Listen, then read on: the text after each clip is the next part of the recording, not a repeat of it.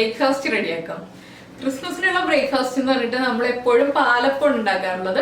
അപ്പോൾ പാലപ്പത്തിന്റെ recipe already നമ്മൾ 2 പ്രാവശ്യം ചെയ്ത് കഴിഞ്ഞു. അതുകൊണ്ട് ഞാനിപ്പോ വെള്ളയപ്പം ഉണ്ടാക്കാമെന്ന് വെച്ചു. സാധാരണ നമ്മൾ പാലപ്പമാണ് ഉണ്ടാക്കുന്നത്. അപ്പൊ ആ പാലപ്പത്തിൽ നിന്ന് കുറച്ച് വ്യത്യാസം വരുത്തിയിട്ടുണ്ടെങ്കിൽ നമുക്ക് വെള്ളയപ്പം ഉണ്ടാക്കാം. പിന്നെ ഇന്നിപ്പോ നമ്മൾ ഉണ്ടാക്കാൻ പോകുന്ന വെള്ളയപ്പം എന്ന് പറഞ്ഞിട്ടുണ്ടെങ്കിൽ വളരെ ഈസി ആയിട്ട് ഉണ്ടാക്കാം. പാലപ്പം ഉണ്ടാക്കുന്ന അത്രയും സമയം പോലും വേണ്ട. കുറച്ച് ഈസ്റ്റ് കൂടുതൽ ചേർക്കുന്നുണ്ട്. ബാക്കി ഉള്ള പ്രോസസ് ഒക്കെ നമ്മൾ സാധാരണ ഉണ്ടാക്കുന്ന രീതി തന്നെയാണ്. അപ്പോൾ പാലപ്പത്തിന്റെ വീഡിയോ കണ്ടിട്ടില്ലാത്ത ആളുകൾ പാലപ്പം അവല് ചേർത്തുണ്ടാക്കുന്നതും അല്ലാതെ നമ്മൾ അരിപ്പൊടി കൊണ്ട് ഉണ്ടാക്കുന്നതും ഉണ്ടാക്കിയിട്ടുണ്ട്. അത് കാണാൻ മറക്കരുത്. അതുപോലെ തന്നെ ഈ അപ്പത്തിന്റെ കൂടെ കഴിക്കാനുള്ള കറികൾ നമ്മൾ ചിക്കൻ കറികളും അതാണെങ്കിലും ബീഫ് ഫ്രൈ ആണെങ്കിലും അതുപോലെ തന്നെ വെജും ഫിഷും എല്ലാ റെസിപ്പികളും ചെയ്തിട്ടുണ്ട്. ചെയ്യാവുന്ന കുറെ റെസിപ്പികളൊക്കെ ചെയ്തിട്ടുണ്ട്. ആ കറികൾ സെർച്ച് ചെയ്തിട്ടുണ്ടെങ്കിൽ നിങ്ങൾക്ക് ആ കറികൾ സെലക്ട് ചെയ്തെടുക്കാം. ഇല്ലാന്നുണ്ടെങ്കിൽ നിങ്ങൾക്ക് ഇഷ്ടമുള്ള കറികളുടെ കൂടെ കഴിക്കാട്ടോ ഈ ഒരു അപ്പം. പക്ഷെ ഈ അപ്പത്തിന്റെ പ്രത്യേകത എന്താണെന്ന് വെച്ചാൽ വളരെ സോഫ്റ്റ് ആയിട്ടുള്ള അപ്പമാണ്. നമ്മൾ കൊച്ചുകുട്ടികളെയൊക്കെ തൊടുന്ന പോലെ അത്രയ്ക്ക് സോഫ്റ്റ് ആയിട്ടുള്ള അപ്പമാണ്. അപ്പോൾ ഇത് അധിക സമയം വയ്ക്കേണ്ട ആവശ്യമില്ല. നമ്മൾ പൊങ്ങാൻ വേണ്ടിയിട്ട് 1.5-2 മണിക്കൂറിൽ കൂടുതൽ വയ്ക്കേണ്ട ആവശ്യമില്ല. പിന്നെ കൂടുതൽ സമയം വെച്ചിട്ടുണ്ടെങ്കിൽ അപ്പത്തിന്റെ മാവ് പുളിച്ചു പോകും. അപ്പോൾ ഈ അപ്പത്തിന്റെ മാവ് പൊങ്ങി കഴിയുമ്പോൾ പിന്നെ നമുക്ക് എടുത്തിട്ട് ഫ്രിഡ്ജിൽ വെക്കാം കേട്ടോ. അങ്ങനെ ആകുമ്പോൾ പിന്നെ മാവ് പുളിക്കില്ല. അപ്പോൾ പൊങ്ങുന്നത് വരെ നമ്മൾ പുറത്ത് വയ്ക്കുക, റൂം ടെമ്പറേച്ചറിൽ വെക്കുക, അതിനുശേഷം എടുത്ത് ഫ്രിഡ്ജിൽ വെക്കുക. അങ്ങനെ ആകുമ്പോൾ മാവ് പുളിക്കാതിരിക്കും.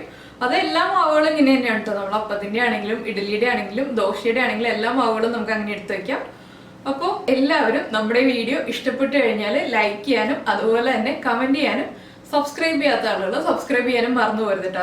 അതാണ് പ്രത്യേകിച്ച് പറയാനുള്ളൊരു കാര്യം. പിന്നെ എല്ലാവരും ക്രിസ്മസിന് എല്ലാ റെസിപ്പികളും ഇഷ്ടമുള്ള റെസിപ്പികളെല്ലാം ഉണ്ടാക്കി കഴിക്കുക. അപ്പോൾ നമുക്ക് നമ്മുടെ സോഫ്റ്റ് ആയിട്ടുള്ള വെള്ളയപ്പം എങ്ങനെയാണ് ഉണ്ടാക്കുന്നതെന്ന് നോക്കാം.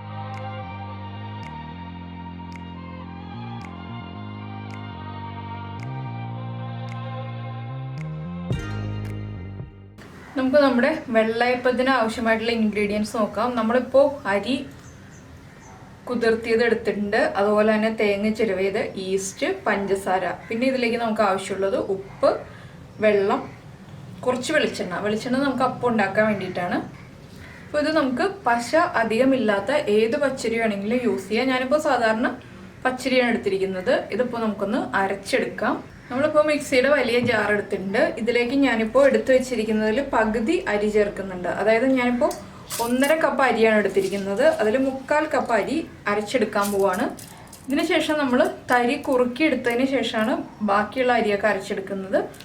ഇതിപ്പോൾ നമ്മൾ അരയ്ക്കുമ്പോൾ വെള്ളം മാത്രം ചേർത്തിട്ട് അരക്കുക. ഇതിലേക്ക് വേറെ ഒന്നും ചേർക്കേണ്ട. ഉപ്പോ പഞ്ചസാരയോ ഒന്നും ഉപ്പ് ചേർക്കേണ്ട. കുറച്ച് വെള്ളം ചേർത്തിട്ട് നന്നായിട്ട് അരച്ചെടുക്കുക. അത്രയേ ഉള്ളൂ. ഇപ്പോൾ നമ്മൾ അരി അരച്ചത് ഞാനൊരു ബൗളിലേക്ക് ഒഴിക്കുകയാണ്. ഇപ്പോൾ നമ്മൾ വേറൊരു പാൻ എടുത്തിട്ടുണ്ട്. ഇതിലേക്ക് നമ്മൾ ഈ അരച്ചു വെച്ചിരിക്കുന്ന അരിയിൽ നിന്ന് 2 ടേബിൾ സ്പൂൺ എടുക്കുക. നമുക്ക് തരി കുറുക്കിയെടുക്കാൻ വേണ്ടിയിട്ടാണ്. അപ്പോൾ നമ്മൾ തേങ്ങ ചേർത്ത് അരച്ചിട്ടുണ്ടെങ്കിൽ നമുക്കിത് കുറുക്കിയെടുക്കാൻ ബുദ്ധിമുട്ടായിരിക്കും. തേങ്ങയുടെ ഇതും കൂടി വരും. അതുകൊണ്ടാണ് നമ്മൾ തേങ്ങ പിന്നീടാണ് അരയ്ക്കുന്നതെന്ന് പറഞ്ഞത്. ഇതിലേക്ക് മെഷറിംഗ് കപ്പിൽ 1 കപ്പ് വെള്ളം ചേർക്കുക.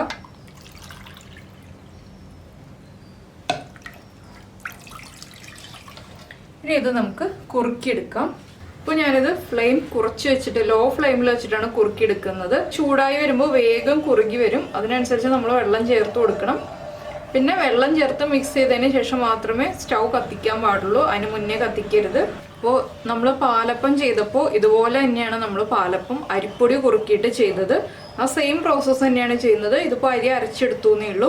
നമ്മൾ കൈ എടുക്കാതെ ഇളക്കിക്കൊണ്ടിരിക്കുക. വേഗം തന്നെ കുറുകി വരും. അപ്പോൾ ഈ പൊടി കുറുക്കുന്നത് നമ്മൾ ഇതുപോലെ നോൺ സ്റ്റിക്ക് പാനിൽ ചെയ്യുമായിരിക്കും എപ്പോഴും നല്ലത്. ഇല്ലാന്നുണ്ടെങ്കിൽ നമ്മളിപ്പോൾ സ്റ്റീലിൻ്റെ പാത്രങ്ങളിൽ കുറുക്കുകയാണെന്നുണ്ടെങ്കിൽ കരിഞ്ഞു പിടിക്കാൻ സാധ്യതയുണ്ട്. അപ്പോൾ ഞാൻ നമ്മുടെ പാലപ്പത്തിൻ്റെ ഫോട്ടോ ഒന്ന് മാറ്റിയിടാൻ പോവുകയാണ്. എന്താണെന്ന് വെച്ചിട്ടുണ്ടെങ്കിൽ അത് ഉണ്ടാക്കിയെടുത്തപ്പോൾ കറക്റ്റ് നല്ല ഭംഗി ഉണ്ടായിരുന്നു. പക്ഷെ ഞാൻ ഓരോന്നിൻ്റെ മേളിലായിട്ട് ഉണ്ടാക്കിയിട്ട് കഴിഞ്ഞപ്പോൾ പരന്നു വന്നു പാലപ്പം. ആ നടുഭാഗമൊക്കെ പൊങ്ങിയത്. അപ്പോൾ ഞാൻ വിചാരിച്ചു, ഞാൻ സാധാരണ എപ്പോഴും ഇരുമ്പിൻ്റെ നമ്മുടെ ചീനച്ചട്ടി ഉണ്ടല്ലോ, ആ ചീനച്ചട്ടിയിലാണ് അപ്പം ഉണ്ടാക്കാറ്. അപ്പോൾ ഇരുമ്പിൻ്റെ ചീനച്ചട്ടിയിൽ അപ്പം ഉണ്ടാക്കുന്ന ദിവസം ഫോട്ടോ ഒന്ന് ചേഞ്ച് ചെയ്യാമെന്ന് വിചാരിച്ചു. അപ്പോൾ നിങ്ങൾ വിചാരിക്കരുത് ഇതെന്താണ് ഇത്ര വേഗം ഇങ്ങനെ വേറൊരു ഫോട്ടോ വന്നതെന്ന്. ഞാനത് പറഞ്ഞിട്ട് ചേഞ്ച് ചെയ്യാമല്ലോ എന്ന് വിചാരിച്ചിട്ട് പറഞ്ഞതാണ്. നമ്മുടെ തരി കുറുകി തുടങ്ങുന്നുണ്ട്. ഇനിയിപ്പോൾ വേഗം തന്നെയാവും. മാക്സിമം ഒരു 4 മിനിറ്റ് ഉണ്ടെങ്കിൽ കറക്റ്റായിട്ട് കുറുകി കിട്ടും കേട്ടോ. ഇനി ഇത് ചൂട് മാറി വരുമ്പോൾ നന്നായിട്ട് കട്ടിയായി വരും കേട്ടോ.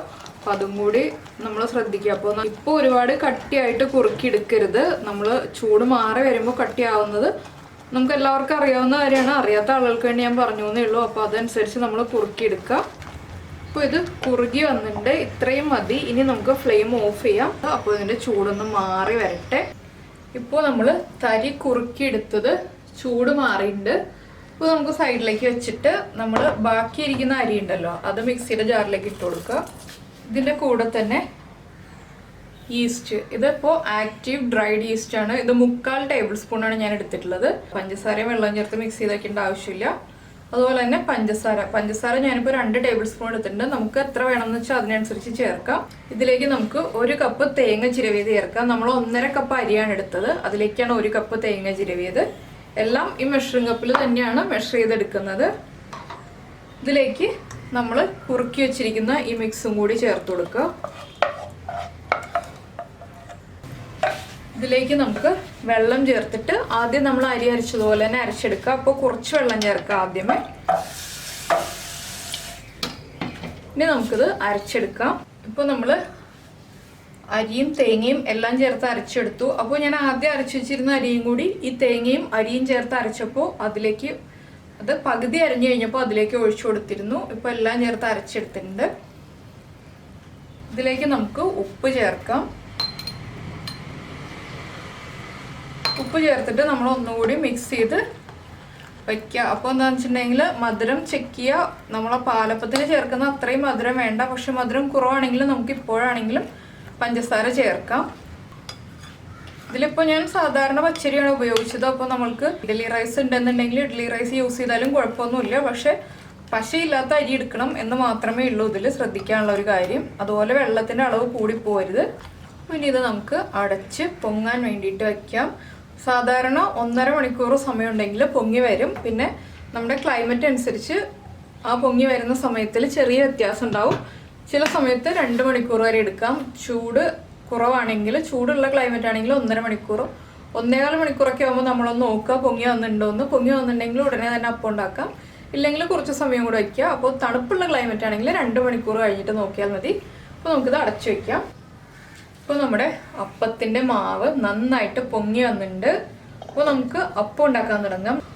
അപ്പോൾ ഈ സമയത്ത് നമ്മൾ കുറച്ച് വെളിച്ചെണ്ണ എടുത്ത് വയ്ക്കുക. എന്താണെന്ന് വെച്ചിട്ടുണ്ടെങ്കിൽ നോൺ സ്റ്റിക്ക് പാൻ ആണെങ്കിലും ഇരുമ്പിൻ്റെ ചട്ടിയാണെങ്കിലും നമ്മൾ കുറച്ച് വെളിച്ചെണ്ണ ഒന്ന് തടവിയതിന് ശേഷമാണ് അപ്പം ഉണ്ടാക്കി തുടങ്ങുന്നത്. ഇപ്പോൾ നമ്മുടെ പാൻ ചൂടായി വന്നിട്ടുണ്ട്. നമുക്കിതിലേക്ക് കുറച്ച് വെളിച്ചെണ്ണ തടവാം. അധികം വേണ്ട, പക്ഷേ ആ വെളിച്ചെണ്ണ ഉണ്ടെങ്കിൽ അപ്പം കറക്റ്റായിട്ട് നമുക്ക് ഇളക്കിയെടുക്കാൻ പറ്റുള്ളൂ കേട്ടോ. അതുകൊണ്ടാണ് നമ്മൾ വെളിച്ചെണ്ണ തടവി കൊടുക്കുന്നത്. നോൺ സ്റ്റിക്ക് ആണെങ്കിലും വെളിച്ചെണ്ണ തടവണം. ഇതിലേക്ക് നമുക്ക് അപ്പത്തിൻ്റെ മാവ് പതുക്കെ ഒന്ന് ഇളക്കിയിട്ട് ഒഴിച്ചു കൊടുക്കാം. അധികം ഇളക്കരുത്, ഈ പൊങ്ങി വന്നത് താഴ്ന്നു പോവും. അപ്പോൾ നമുക്ക് ഏത് വലിപ്പത്തിലുള്ള അപ്പം വേണോ അതനുസരിച്ച് നമ്മൾ മാവ് ഒഴിച്ചു കൊടുക്കാം. ഇത് നമ്മൾ ദോശ പരത്തുന്നത് പോലെ പരത്തി എടുക്കേണ്ട ആവശ്യമില്ല. മാവ് തനിയെ സ്പ്രെഡ് ആയിക്കോളും. കുറച്ചുകൂടി വലിപ്പം വേണമെങ്കിൽ കുറച്ചുകൂടി മാവ് ഒഴിക്കാം. ഇത് കണ്ടോ, ബബിൾസ് ഒക്കെ വരുന്നുണ്ട്. ഇത് കറക്റ്റായിട്ട് ഹോൾസ് ആയി വരും. അപ്പോൾ നമുക്കിത് അടച്ചു വയ്ക്കാം. അടച്ചു വെച്ചിട്ട് മീഡിയം ഫ്ലെയിമിൽ വെച്ചിട്ട് കുക്ക് ചെയ്യാം. അപ്പോൾ തിരിച്ചിടണം എന്നുണ്ടെങ്കിൽ നമുക്ക് തിരിച്ചിട്ടിട്ട് ചുട്ടെടുക്കാം. ഇല്ലാന്നുണ്ടെങ്കിൽ നമുക്ക് ഇതുപോലെ തന്നെ കുറച്ച് സമയം വെച്ചിട്ടുണ്ടെങ്കിൽ പെർഫെക്റ്റ് ആയിട്ട് അപ്പം കുക്കായി വരും. അപ്പോൾ അത് നമുക്ക് മുകൾ ഭാഗത്ത് ഒരു ലൈറ്റ് ബ്രൗൺ ഷെയ്ഡ് വേണമെന്നുണ്ടെങ്കിൽ തിരിച്ചിട്ട് 2 സൈഡും കുക്ക് ചെയ്തെടുക്കാം. ഇല്ലെങ്കിൽ ഒരു സൈഡ് കുക്ക് ചെയ്യാം. അത് നമ്മുടെ ഇഷ്ടത്തിന് എന്താണെന്ന് വെച്ചാൽ ചെയ്യാം. ഇപ്പോൾ നമ്മുടെ അപ്പം ഒരു സൈഡ് കുക്കായിട്ടുണ്ടാവും. നമുക്ക് അടുത്ത സൈഡിലേക്ക് തിരിച്ചിടാം. അപ്പോൾ ഇങ്ങനെ തന്നെ മതി എന്നുണ്ടെങ്കിൽ നമുക്ക് തിരിച്ചിടേണ്ട ആവശ്യമില്ല. ഇല്ലെങ്കിൽ മാത്രം തിരിച്ചിടുക. ഞാനിപ്പോൾ തിരിച്ചിടുന്നുണ്ട്. കുറച്ചപ്പം തിരിച്ചിട്ടിട്ട് ഉണ്ടാക്കുന്നുണ്ട്, കുറച്ചപ്പം ഇതുപോലെ തന്നെ ഉണ്ടാക്കുന്നുണ്ട്. അപ്പോൾ അപ്പത്തിൻ്റെ അടിഭാഗം ഇതുപോലെ വരും. അത് നമ്മൾ പഞ്ചസാര ചേർക്കുന്നതുകൊണ്ടാണ് ഈ ഒരു ഷെയ്ഡ് വരുന്നത്. അതിപ്പോൾ നമ്മൾ ദോശ ഉണ്ടാക്കുകയാണെങ്കിലും പഞ്ചസാര ചേർത്തിട്ടുണ്ടെങ്കിൽ ഇതിൻ്റെ ഒരു ലൈറ്റ് ഷെയ്ഡ് വരും. അപ്പോൾ ഈ സൈഡ് വേഗം കുക്കാവും കേട്ടോ, അധികം സമയം എടുക്കില്ല. കണ്ടോ, കുക്കായി കഴിഞ്ഞു. കണ്ടോ, നമ്മുടെ അപ്പം റെഡി ആയി കഴിഞ്ഞു. ഇതുപോലെ ഹോൾസ് ഒക്കെ വന്നിട്ടുണ്ട്. നല്ല സോഫ്റ്റ് ആയിട്ടുള്ള അപ്പമാണ്. അപ്പോൾ നമുക്ക് അടുത്ത അപ്പവും ഇതുപോലെ തന്നെ ഉണ്ടാക്കാം. അടുത്ത അപ്പം ഉണ്ടാക്കുമ്പോഴും എണ്ണ തടവിയതിന് ശേഷം മാത്രം ഉണ്ടാക്കുക. ഓരോ അപ്പം ഉണ്ടാക്കുമ്പോഴും ഈ സെയിം പ്രോസസ്സ് നമ്മൾ റിപ്പീറ്റ് ചെയ്തുകൊണ്ടിരിക്കുക. ഇപ്പോൾ അപ്പത്തിൻ്റെ അടുത്ത സൈഡ് കുക്കായിട്ടുണ്ട്. നമുക്കിത് പ്ലേറ്റിലേക്ക് മാറ്റാം. ഇനിയിപ്പോൾ നമ്മൾ ഇരുമ്പിൻ്റെ ചട്ടിയിലാണ് അപ്പം ഉണ്ടാക്കാൻ പോകുന്നത്. അപ്പോൾ നമ്മുടെ ഇരുമ്പിൻ്റെ ദോശക്കല്ല് ചൂടായി വരുന്നുണ്ട്. അപ്പോൾ നമുക്ക് ആദ്യം വെളിച്ചെണ്ണ ഒന്ന് തടവി കൊടുക്കാം. അപ്പോൾ നമ്മുടെ ദോശക്കല്ല് നന്നായിട്ട് ചൂടായിട്ടുണ്ട്. നമുക്കിതിലേക്ക് അപ്പത്തിൻ്റെ മാവ് ഒഴിക്കാം.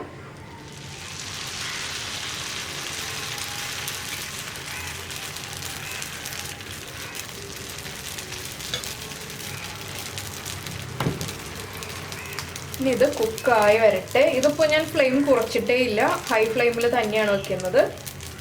പക്ഷെ നമ്മൾ ഈ ബബിൾസ് ഒന്ന് വന്നു കഴിയുമ്പോൾ അടച്ചു വെച്ചിട്ട് കുക്ക് ചെയ്യണം. ഇപ്പോൾ ബബിൾസ് വരുന്നുണ്ട്, നമുക്കിത് അടച്ചു വയ്ക്കാം. അപ്പോൾ നമ്മുടെ അപ്പം കുക്കായി തുടങ്ങുന്നുണ്ട്, കണ്ടോ? അപ്പോൾ ഈ കല്ലിലാണെങ്കിൽ കുറച്ച് സമയം എടുക്കും കേട്ടോ അപ്പം കുക്കായി വരാൻ. അത്രയും സമയം നമ്മൾ അടച്ചു വയ്ക്കണം. അപ്പോൾ നമ്മുടെ അപ്പം കുക്കായിട്ടുണ്ട്. ഞാനിപ്പോൾ ഇത് തിരിച്ചിടുന്നില്ല, പ്ലേറ്റിലേക്ക് മാറ്റുകയാണ്. കണ്ടോ? വീണ്ടും നമ്മൾ എണ്ണ അപ്ലൈ ചെയ്യുക. ഇതുപോലെ തന്നെ അടുത്ത അപ്പം ഉണ്ടാക്കുക. അപ്പോൾ അപ്പം എടുത്തു കഴിയുമ്പോൾ ഫ്ലെയിം കുറയ്ക്കാൻ ശ്രദ്ധിക്കുക, ഇല്ലാന്നുണ്ടെങ്കിൽ ദോശക്കല്ലിന് ചൂട് കൂടിപ്പോവും. അപ്പത്തിൻ്റെ മാവ് ഒഴിക്കുക.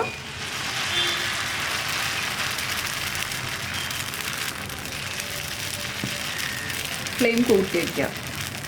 നമ്മൾ പാലപ്പം ഉണ്ടാക്കുമ്പോൾ അപ്പം ചുറ്റിച്ചെടുക്കണം. ഇതാകുമ്പോൾ അങ്ങനെയുള്ള കാര്യങ്ങളൊന്നുമില്ല. രണ്ടും ടേസ്റ്റ് കൂടുതൽ പാലപ്പത്തിനാണ്, പക്ഷെ സോഫ്റ്റ്നെസ് കൂടുതൽ ഈ അപ്പത്തിനാണ്. അപ്പോൾ രണ്ടും ഉണ്ടാക്കി നോക്കൂ. ഏതാണ് ഇഷ്ടപ്പെടുന്നതെന്ന് വെച്ചിട്ടുണ്ടെങ്കിൽ ഇഷ്ടപ്പെടുന്ന റെസിപ്പി നിങ്ങൾ ഫോളോ ചെയ്യൂ. ഇനിയിപ്പോൾ നമുക്കിത് അടച്ചു വയ്ക്കാം. ഇപ്പോൾ നമ്മുടെ അടുത്ത അപ്പം റെഡി ആയിട്ടുണ്ട്. നമുക്കിതും പ്ലേറ്റിലേക്ക് മാറ്റാം. ഇതുപോലെ തന്നെ ബാക്കിയുള്ള അപ്പം മുഴുവനും ഞാൻ ഉണ്ടാക്കിയെടുക്കട്ടെ. അപ്പോൾ നമ്മുടെ വളരെ സോഫ്റ്റ് ആയിട്ടുള്ള അപ്പം റെഡി ആയിട്ടുണ്ട്. അപ്പോൾ ഞാനിതിപ്പോൾ നമ്മുടെ എഗ് മോളിയുടെ കൂടെയാണ് സെർവ് ചെയ്തിരിക്കുന്നത്. അപ്പോൾ എല്ലാവരും ക്രിസ്മസിന് ഉറപ്പായിട്ടും ഈ ഒരു അപ്പം ഉണ്ടാക്കി കഴിച്ചതിന് ശേഷം ഫീഡ്ബാക്ക് അറിയിക്കുക. പിന്നെ ഇതിന് മധുരം കുറവാണ്, അപ്പോൾ മധുരം വേണമെന്നുണ്ടെങ്കിൽ കുറച്ചുകൂടി പഞ്ചസാര ചേർക്കുക. ഞാനിപ്പോൾ 2 ടേബിൾ സ്പൂൺ ചേർത്തിട്ടുള്ളൂ. 3 ടേബിൾ സ്പൂൺ പഞ്ചസാര ചേർത്താൽ മധുരം കറക്റ്റ് ആയിരിക്കും, ഓവറായി പോവില്ല. അപ്പോൾ ഈ ഒരു അളവിൽ നമ്മൾ അരി എടുത്തിട്ട് അപ്പം ഉണ്ടാക്കുകയാണെങ്കിൽ 1.5 കപ്പ് അരിയിൽ നിന്ന് 12 അപ്പം ഉണ്ടാക്കാം. ഈ വലിപ്പത്തിലുള്ള അപ്പമാണെങ്കിൽ 12 അപ്പം ഉണ്ടാക്കാം. അപ്പോൾ കൂടുതൽ അപ്പം വേണമെങ്കിൽ നിങ്ങൾ അരിയുടെ അളവ് കൂട്ടുക. അപ്പോൾ ഞാൻ ഈ അപ്പം ഒന്ന് എടുത്ത് കാണിച്ചു തരാം. ഇത് കണ്ടോ? നമ്മളിങ്ങനെ തൊടുമ്പോൾ തന്നെ വളരെ സോഫ്റ്റാണ്. നമ്മൾ കൊച്ചു കുട്ടികളൊക്കെ എടുക്കില്ല, അതുപോലെ വളരെ സോഫ്റ്റ് ആയിട്ടുള്ള അപ്പമാണ്. അപ്പോൾ എല്ലാവരും ഒന്ന് ഉറപ്പായിട്ടും ഉണ്ടാക്കി നോക്കൂ. ക്രിസ്മസിന് പറ്റിയില്ല എന്നുണ്ടെങ്കിൽ പിന്നീട് സമയം കിട്ടുമ്പോൾ എപ്പോഴെങ്കിലും ഉണ്ടാക്കുക. അപ്പോൾ വലിപ്പം നിങ്ങൾക്ക് തീരുമാനിക്കാം. അപ്പത്തിൻ്റെ അടിഭാഗം കണ്ടോ? ഈ കളറിലാണ് ഇരിക്കുന്നത്. അത് ഞാൻ പറഞ്ഞല്ലോ പഞ്ചസാര ചേർക്കുന്നതുകൊണ്ടാണെന്ന്. എല്ലാവരും ലൈക്ക് ചെയ്യുക, ഷെയർ ചെയ്യുക, കമൻറ്റ് ചെയ്യുക. സബ്സ്ക്രൈബ് ചെയ്യാത്ത ആളുകൾ സബ്സ്ക്രൈബ് ചെയ്യുക. നമുക്ക് നമ്മുടെ അടുത്ത റെസിപ്പിയുമായിട്ട് അടുത്ത ദിവസം കാണാം. ബൈ.